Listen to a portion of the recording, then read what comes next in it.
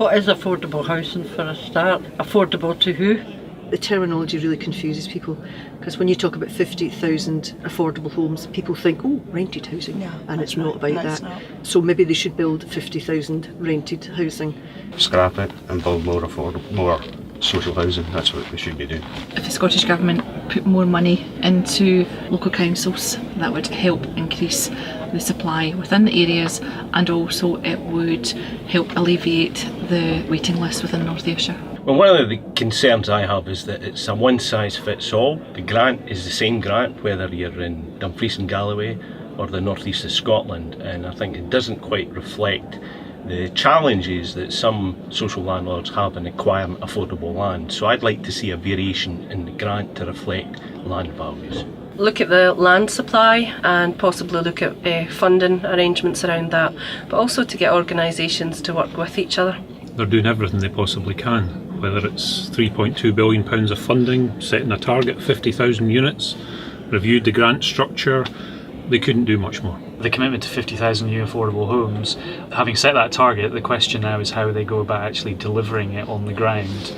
Building up the capacity within the construction sector is obviously going to be critically important. Fife, we're in quite an unusual position because we're spending so much money from our housing revenue account.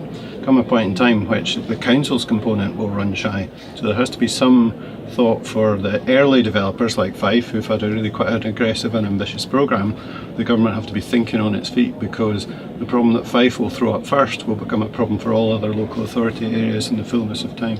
The Scottish Government have committed to building 50,000 affordable homes. The evidence that Shelter Scotland, along with CIH Scotland and the Scottish Federation of Housing Associations did, showed that actually we need 60,000 affordable homes delivered over the lifetime of this Parliament. The market in Scotland, certainly for older people, is all about social rented, and not everybody wants to live in social rented housing. So does that mean that the Scottish Government needs to think about shared equity or shared ownership, or building the right kind of properties that suit the needs of people ageing in place? The whole focus of Scottish Government is all about development of new houses. And with this major target of 50,000 homes to be built, then there might be losing focus on the other services that housing associations are meant to deliver along the way.